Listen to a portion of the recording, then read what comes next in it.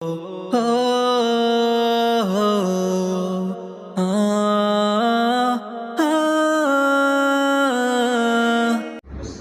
عليكم ورحمة الله وبركاته. الحمد لله نحمده ونستعينه ونستغفره ونؤمن به ونتوكل عليه ونعوذ بالله من شرور أنفسنا ومن سيئات أعمالنا. من يهده الله فلا مضل له ومن يضلل فلا هادي له. ونشهد أن لا إله إلا الله وحده لا شريك له. ونشهد أن سيدنا ومولانا محمدا عبده ورسوله. أعوذ بالله من الشيطان الرجيم. بسم الله الرحمن الرحيم. فإن الذكرى تنفع المؤمنين. وقال تبارك وتعالى في مقام آخر: وما خلقت الجن والإنس إلا ليعبدون. صدق الله العظيم وصدق رسوله النبي الكريم. نحن على ذلك من الشاهدين والشاكرين والحمد لله رب العالمين. اللهم صل على محمد وعلى آل محمد كما صليت على إبراهيم وعلى آل إبراهيم إنك حميد مجيد. اللهم بارك على محمد وعلى آل محمد كما باركت على إبراهيم وعلى آل إبراهيم إنك حميد مجيد.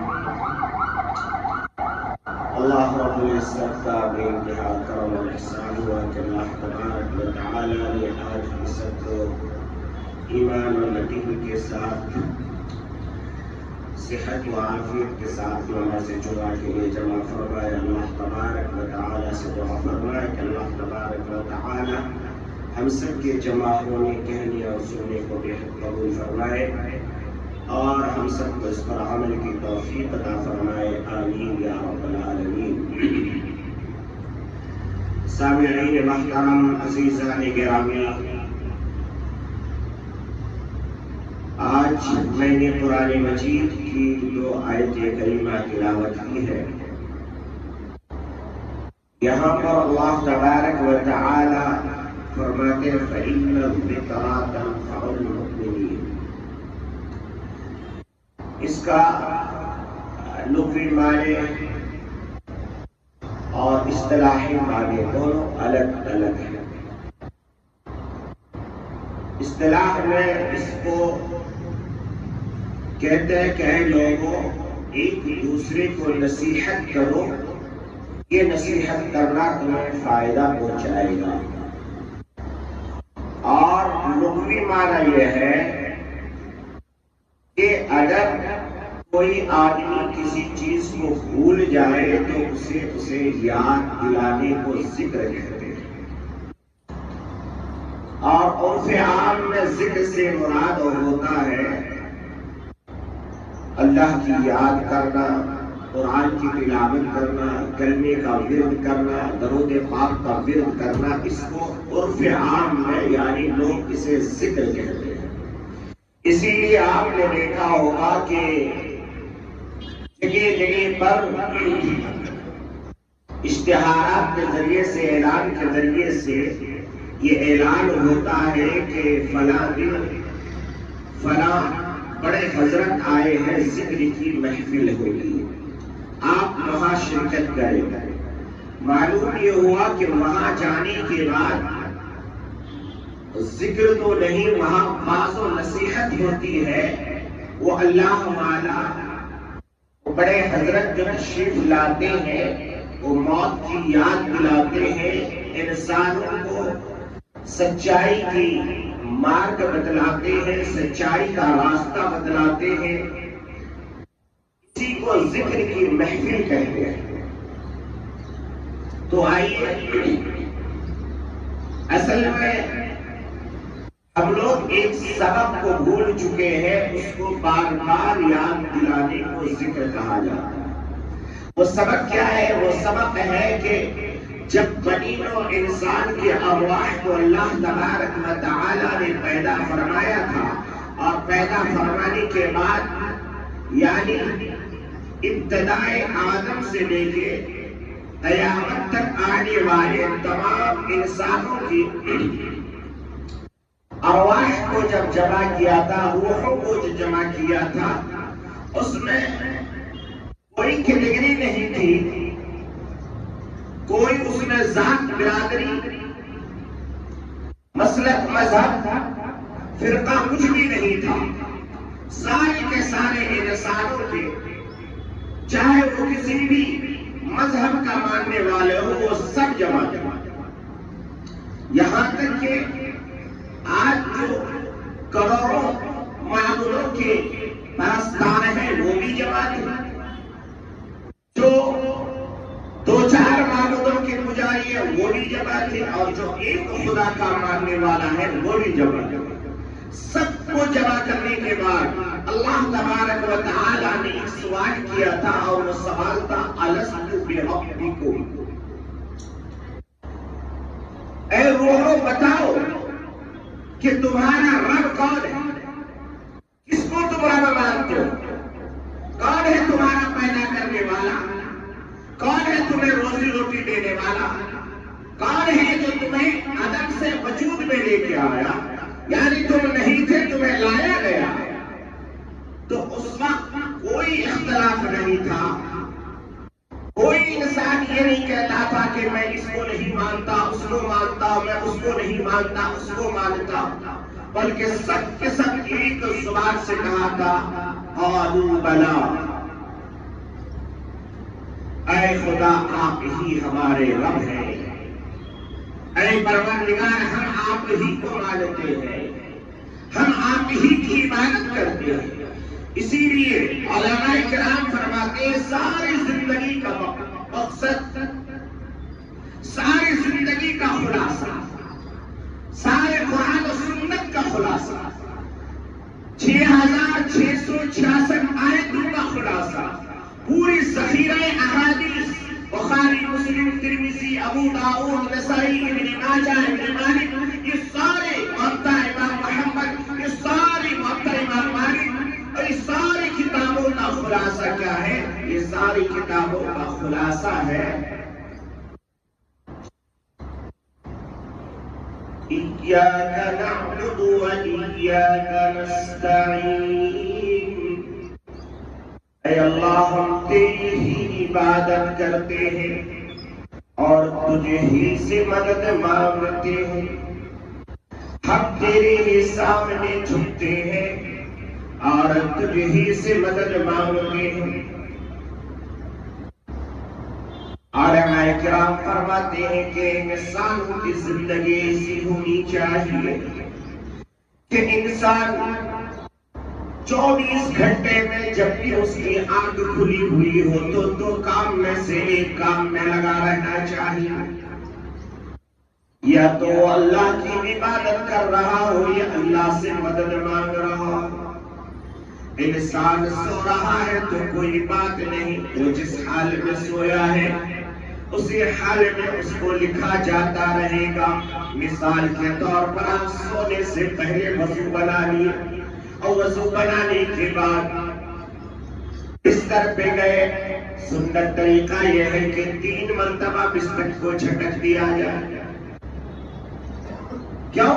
اس لیے کہ ہمارے اور آپ کے گھروں میں بچے ہیں، وہ کھیلتے کودتے ہیں، ہو سکتا ہے کوئی ایسی چیز سے بچہ کھیل رہا تھا، مثال کے طور پہ سوئی سے کھیل رہا ہو اور وہ سوئی بستر پہ پڑی اور بچہ کھیلتے کھیلتے بھول گیا، چھوڑ دیا، آپ گئے بستر پہ، آپ اسی طرح سو گیا، جیسے ہی کروٹ لیے سوئی اندر گزری۔ کتنی تکلیف سے آپ کو گزرنا پڑے گا، یہ وہی جانتا ہے جس کو کبھی اچانک سوئی گزرے۔ تو اسی لیے سنت پر عمل کرنے والا ثواب تو ملتا ہی ہے، مگر دنیا کے بے شمار فوائد اس کو حاصل ہوتی ہے اور دنیا کے بے شمار بیماریوں سے محفوظ ہوتا ہے۔ مثال کے طور پہ بنگلے میں تو نہیں کہا جا سکتا مگر کسی کا سیٹ کا گھر ہے، برسات کا موسم چل رہا ہے، برسات میں عام طور پہ گوم نکلتی ہے جو چھوٹا سا ایک جانور ہوتا ہے، اکثر سیٹ کے گھروں میں آپ کو دیواروں پہ مل جائے گا۔ اب وہ گوم آ کر کے بستر کے کسی سلوٹ میں گھسا ہوا بیٹھا ہے، اب گئے تھکے ہارے دن کے محنت مزدوری کر کے آپ نے بستر کو جھٹکا نہیں، جا کے سو گیا۔ گوم پہ جیسے ہی آپ کے جسم کو ٹچ ہوا، اس نے جو ہے کاٹنا تو دور کی بات ہے، وہ چل جائے کتنا زہریلا ہوتا ہے کہ زخم بن جاتا ہے۔ اللہ کے نبی نے ان تمام چیزوں کو سامنے رکھ کر کے اس وقت 1400 سال پہلے بتایا کہ جب بستر پہ جاؤ تو اس کو 3 مرتبہ جھٹک دو، ایک ٹاول لیے 3 مرتبہ مارے، آپ کو اس سنت کا ثواب مل گیا اور دنیا کی بے شمار پریشانیوں سے آپ کی اور ہماری حفاظت ہو جائے گی۔ اس لیے جب سونے کے لیے جائے تو سب سے پہلے وضو کر لے، اس کے بعد بستر کو 3 مرتبہ جھٹکے اور اس کے بعد سیدھا کروٹ یہاں پر ہاتھ ایسے رکھ کر کے سو جائے اور اس کے بعد آپ کو تسبیحات فاتحہ یاد ہے، اس کو پڑھتے پڑھتے سو جائے۔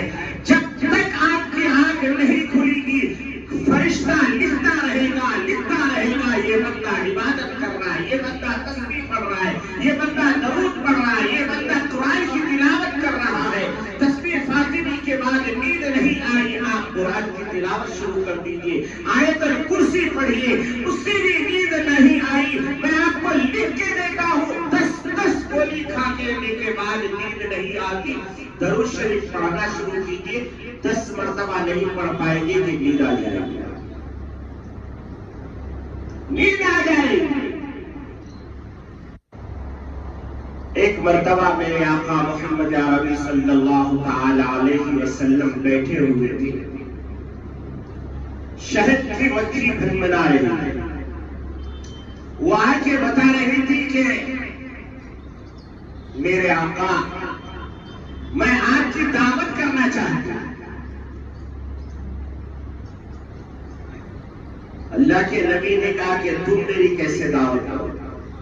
کہا کہ یا رسول اللہ فلاں پہاڑی پہ ہم نے اپنا گھر بنایا ہے، یہاں حضرت عثمان آپ کو اپنے گھر میں لے جاتے ہیں، دعوت کرتے ہیں، حضرت علی کے گھر آپ جاتے ہیں، دعوت کھاتے ہیں، حضرت عبد الرحمن ابن عوف کے گھر جاتے ہیں، دعوت کھاتے ہیں، ہمارے دلوں میں بھی داعیہ پیدا ہوا کہ میں کیوں نہ میرے آقا محمد رسول اللہ صلی اللہ علیہ وسلم کی دعوت کروں، اس لیے یا رسول اللہ ہم آپ کو دعوت کھلانا چاہتے ہیں، یا رسول اللہ میرے گھر میں شہد کا جو چھتا ہے جو ہمارا گھر ہے اس میں شہد لبالب بھرا ہوا ہے، آپ کسی کو بھیج دیجیے۔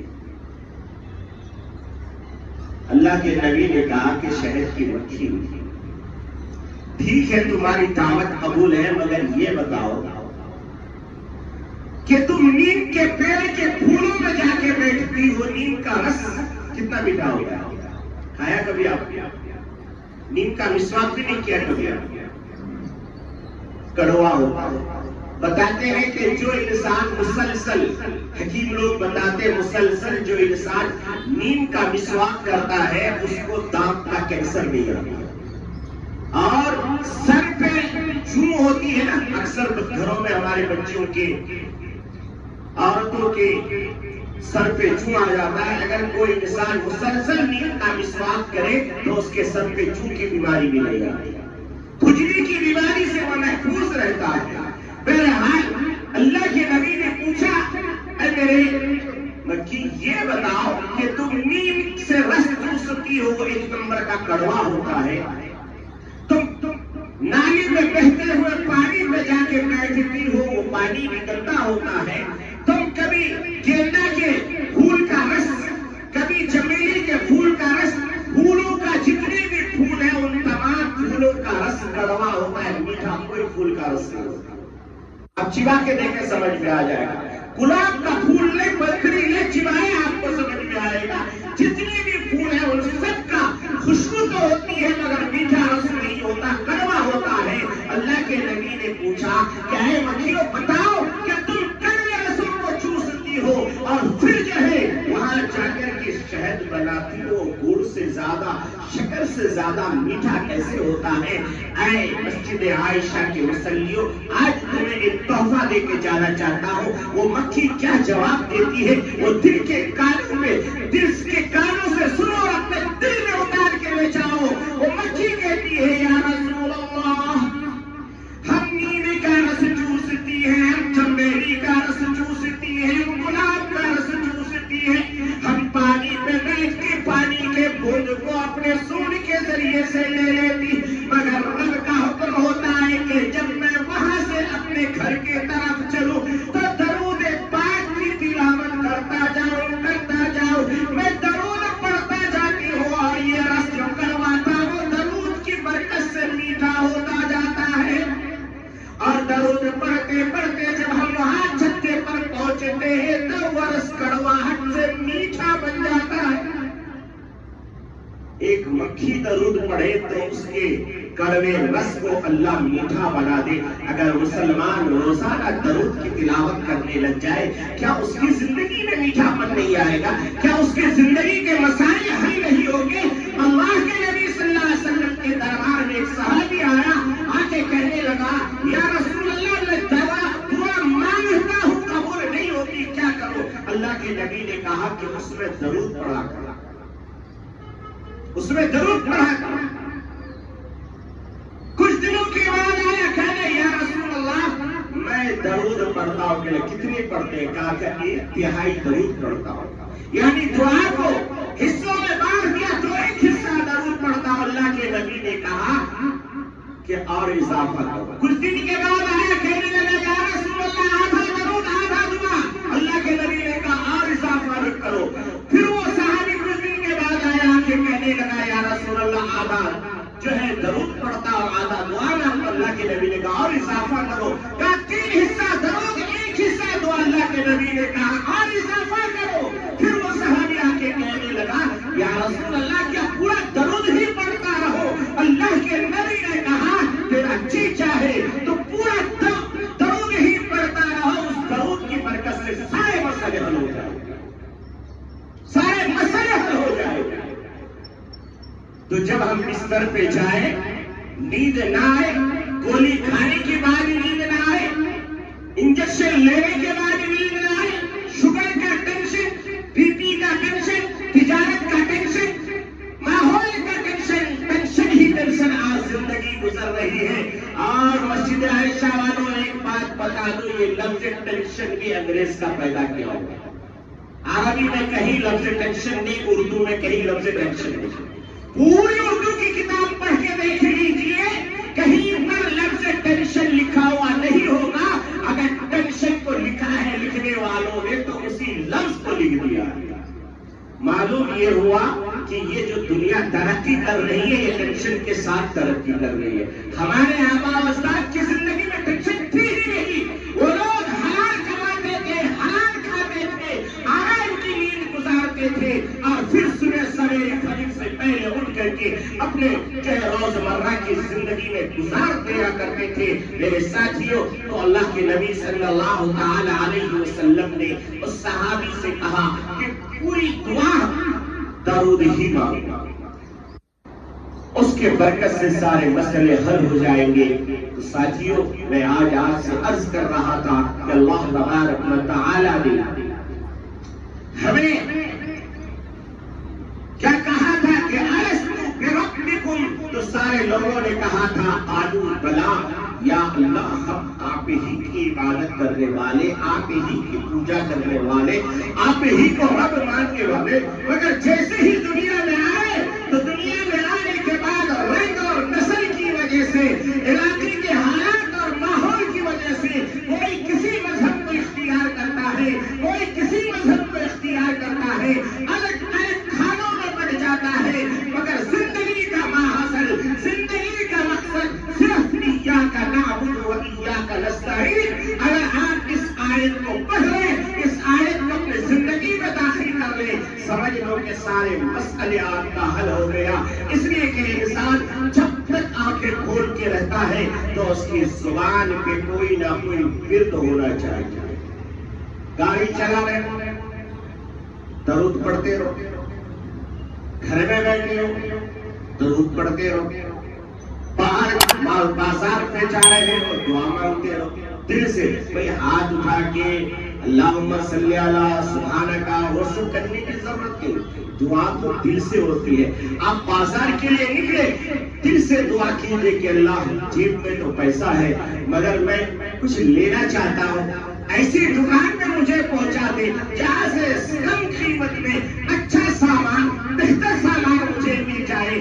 دعا آپ نے دل سے کی، اللہ نے اس دکاندار کے دل میں آپ کی محبت ڈال دی. 100 روپے کا سامان آپ کو 75 میں مل جائے گا اور دعا کرنے کا ثواب بھی آپ کو مل جائے گا. اسی لیے فرمایا ایاک نعبد و ایاک نستعین، یا تو عبادت میں لگا رہے گا یا اللہ سے جو مدد مانگنے میں لگا رہے گا. تو حال سے انسان خالی نہیں زندگی کا مقصد ہوگا. دہلی کا ایک واقعہ اللہ والوں نے اپنی کتابوں میں لکھا ہے کہ کسی زمانے میں دہلی کا جو جمنا ندی ہے اس میں طوفان آیا ہوا ہے، پورا بھرا ہوا ندی اور آنے جانے کا راستہ بھی نہیں، مگر اس انسان کو ہر حال میں دہلی پہنچنا ضروری تھا ورنہ پھانسی کی سزا ہو جاتی اور کوئی کشتی نہیں. گاؤں والوں سے مشورہ کیا، گاؤں والوں نے کہا کہ اس جنگل میں جھوپڑی میں ایک بابا جی رہتے ہیں، ایک اللہ والے رہتے ہیں، تو اس کے پاس چلا جائے، اگر اس نے تیرے لیے دعا کرنی تو اللہ تعالیٰ غیب سے کوئی مسئلہ آپ کا حل کروا دے گا. وہ ہاتھتا کاپتا اس اللہ والے کے پاس پہنچا، چھوٹا سا ایک جھوپڑی، چھوٹی سی ایک جھوپڑی میں وہ رہتا تھا. وہ جانتے ہی اس کی بیوی پردے میں چلی گئی. اس نے اپنا دکھڑا سنایا اور کہا کہ میرے اوپر سزائے موت یعنی پھانسی کی سزا ہے، اگر آج میں حاضری نہ دوں دہلی میں کورٹ میں جا کر کے تو مجھے پھانسی ہو جائے گی اور جانے کا کوئی سبیل کوئی راستہ نظر نہیں آ رہا ہے. آپ میرے لیے ایسی دعا فرما دیں کہ غیب سے کوئی راستہ مہیا ہو جائے. اللہ والوں نے لکھا ہے اس کتاب کے اندر کہ فرمایا کہ فارغ اس اللہ کے نیک بندے نے اللہ کے سامنے ہاتھ پھیلایا اور پھیلا کے دو دعا کی، کہا کہ اللہ اگر زندگی میں میں نے کبھی اپنے نفس کے لیے کھانا کھایا ہو اور نفس کی خوشی کے لیے اگر میں نے کبھی بیوی سے ملاقات نہ کی ہو تو اس بیچاری کے لیے جمنا کے اوپر کوئی راستہ بنا دیجیے، کوئی سبیل کوئی راستہ پیدا کر دیجیے تاکہ یہ چلا جائے. بیوی اندر سے سن رہی تھی، اس نے کہا کہ مولانا کیا دعا کر رہے ہیں آپ؟ بیوی سے تو آپ ملتے ہیں، یہ سارے بچے جو کھیل رہے ہیں کود رہے ہیں یہ کون سے ہیں؟ یہ بھی تو آپ ہی کے بچے، ایسی دعا مانگ رہے، جھوٹ سامنے ہی بول رہے. بیوی کہہ رہی ہے. تو اس نے کہا ایک تو دیکھا کہ غیب سے اللہ نے اس بندے کی مدد فرمائی اور ایک کشتی ظاہر ہوئی اور اس میں وہ بیٹھے اور دہلی کا سفر اختیار کیا اور دہلی پہنچ گئے. بیوی سے جب بات کی تو پھر بیوی سے کہا کہ دیکھو میں نے یہ کہا تھا اپنے نفس کے لیے، میں جب کھانا کھاتا ہوں اپنے نفس کے لیے کھانا نہیں کھاتا، کھانا تو کھاتا ہوں مگر اپنے نفس کے لیے نہیں کھاتا. کھانا اس لیے کھاتا ہوں کہ اللہ اس کھانے سے میرے اندر اتنی طاقت اور صلاحیت پیدا کر دے کہ میں اس کی برکت سے آپ کے سامنے رکوع کر سکوں، سجدہ کر سکوں، عبادت کر سکوں، میں آپ کی جو ہے تلاوت اور ذکر و اذکار کر سکوں. اللہ اس کھانے میں یہ برکت ڈال دے کہ جس کی وجہ سے میرا دل عبادت میں لگ جائے. تو کھانا تو کھا رہا ہے بندہ مگر عبادت کا ثواب مل رہا ہے، اس لیے کہ اس کی نیت یہ ہے کہ میں کھانے کے ذریعے سے جو مجھے انرجی ملے گی، جو طاقت ملے گی، جو صلاحیت ملے گی، اس کے ذریعے سے میں اللہ کی عبادت کروں. اب کوئی بندہ زم جا رہا ہے، نیت اگر اس کی یہ ہو کہ میں اس سے اپنے جسم کو مضبوط بناؤں، اگر موقع مل جائے حضرت مہدی کے لشکر میں شامل ہونے کا تو میں حضرت مہدی کے ہاتھ میں بیعت کروں گا۔ اگر موقع مل جائے غریبوں کی مدد کرنے کا تو اس توانا اور مضبوط جسم سے غریبوں کی مدد کروں گا۔ اور اگر کوئی زم جانے والا زمن، کوئی زم جانے والا باڈی بنانے والا اس نیت سے جا رہا ہے کہ لوگ میری باڈی کو دیکھیں گے، لوگ مجھے پہلوان کہیں گے، لوگ مجھے باڈی کو اور میری جو اس جسم کے سلوٹوں کو دیکھ کر کے ڈر جائیں گے کہ یہ باڈی بلڈر ہے، تو اس کا بھی مقصد حل ہو رہا ہے، اس کا بھی مقصد حل ہو رہا ہے۔ مگر قبر میں سونے کے بعد اس بندے کو عبادت کا ثواب اس بندے کے جسم کو کیڑے اور مکوڑے کھائیں گے اور سزا دے دے کے کھائیں گے۔ کیا باڈی تو نے اس لیے بنائی تھی؟ صرف نیتوں کا ہیر پھیر ہے میرے عزیزوں۔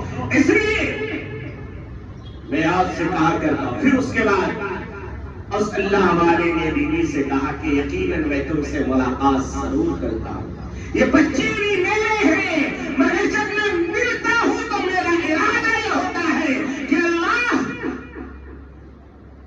اس ملنے سے جو بچہ پیدا ہوگا اسے میں دین کا خادم بناؤں گا، اسے میں عالم دین بناؤں گا، اسے حافظ قرآن بناؤں گا، اس کو دین کا سپاہی بناؤں گا، دین کو پھیلانے والا داعی بناؤں گا، دعوت و تبلیغ میں چلنے والا انسان بناؤں گا۔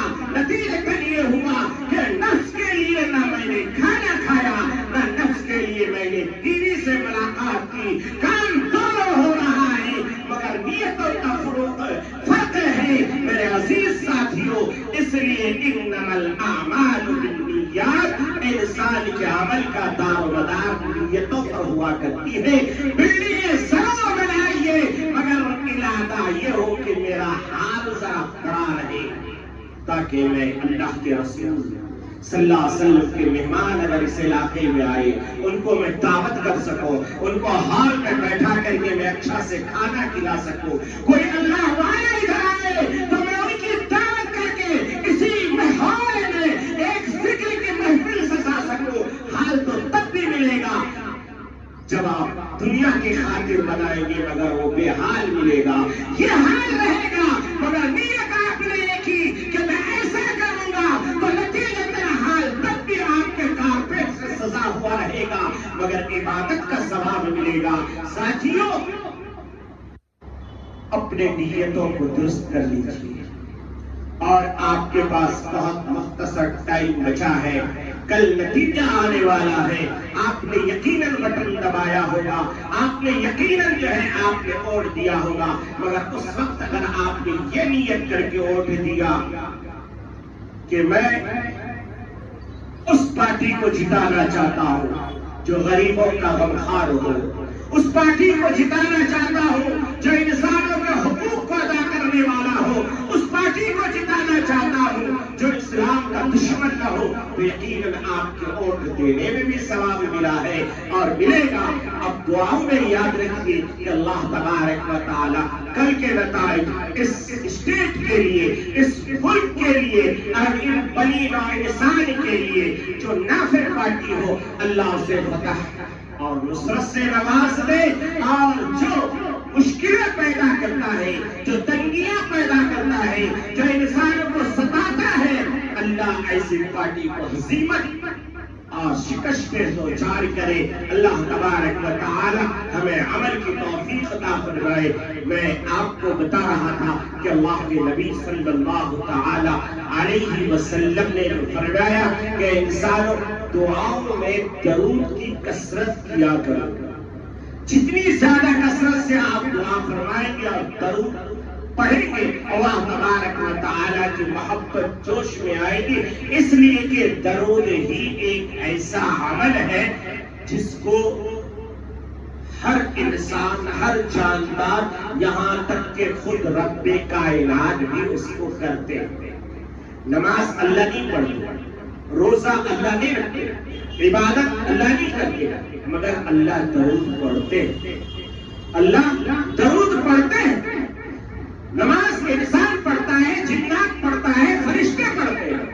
हर जानदार अल्लाह की इबादत करता है। दरख्त क़याम की हालत में है, जानवर रुकू और सजदे की हालत में है।